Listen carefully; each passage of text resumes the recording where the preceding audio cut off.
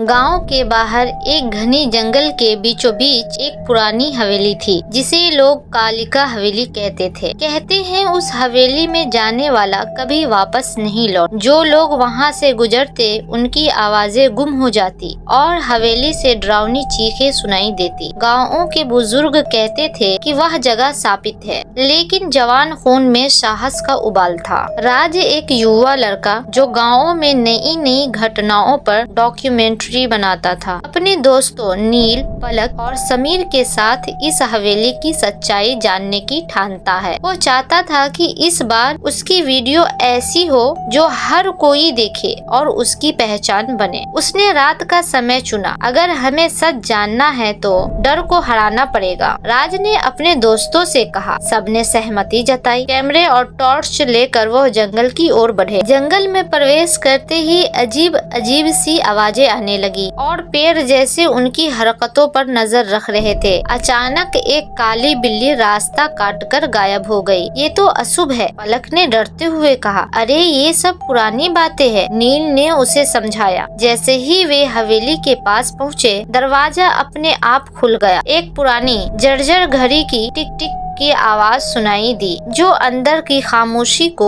और डरावना बना रही थी। हवेली के अंदर दाखिल होते ही ठंडक ने उन्हें घेर लिया। दीवारों पर अजीबोगरीब चित्र बने हुए थे, रक्त से सने चेहरे, डरावनी आंखें और विचित्र आकृतियां। अचानक समीर का पैर किसी चीज से टकराया। ये क्या है? उसने झुककर देखा। यह एक इंसानी खोपड़ी थी। शायद यहाँ पर कुछ बहुत बुरा हुआ है, राज ने गंभीरता से कहा। वहाँ एक पुरानी डायरी पड़ी थी। राज ने उसे उठाकर पढ़ना शुरू किया। डायरी में लिखा था कि यह हवेली कभी एक तांत्रिक का अड्डा थी। वह यहाँ तंत्र मंत्र करता और लोगों की बलि चढ़ाता था। उसकी आत्मा को शांति नहीं मिली और वह अब भी यहाँ भटक रही है। पढ़ाई के दौरान अचानक हवेली की लाइट झपकने लगी। एक बच्ची की चीख पूरे घर में गूंज उठी। सबके रोंगटे खड़े हो गए। यहाँ कुछ तो है, पलक ने कांपते हुए कहा। राज ने कैमरा चालू किया और सब कुछ रिकॉर्ड करने लगा। तभी उन्हें एक परछाई दिखी। वह परछाई धीरे धीरे उनकी ओर बढ़ने लगी। नील ने डर के मारे दरवाजे की ओर भागने की कोशिश की, लेकिन दरवाजा बंद हो गया। हम फंस गए हैं, समीर ने कांपते हुए कहा। हवेली के एक कमरे में उनकी नजर एक शीशे पर पड़ी। उस शीशे में उनका प्रतिबिंब सामान्य नहीं था। वे जैसे ही उसके पास गए,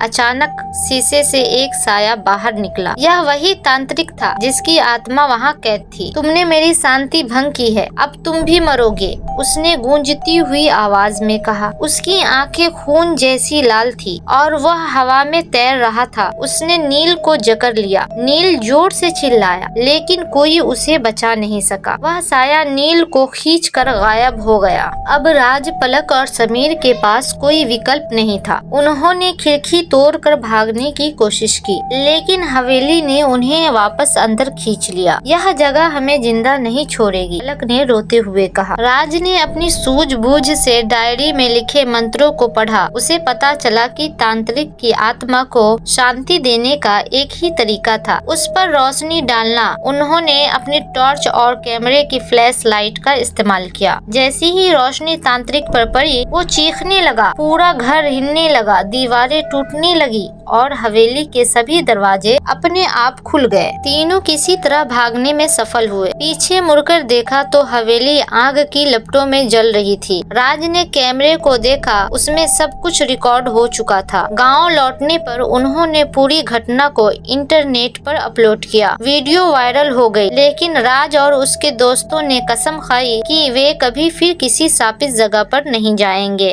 कुछ दिनों बाद राज के फोन पर एक अनजान नंबर से कॉल आया। दूसरी ओर से एक गूंजती हुई आवाज आई, तुमने मुझे जलाया नहीं, मैं अब भी तुम्हारे पास हूँ। फोन गिरते ही लाइट चली गई और अंधेरा छा गया।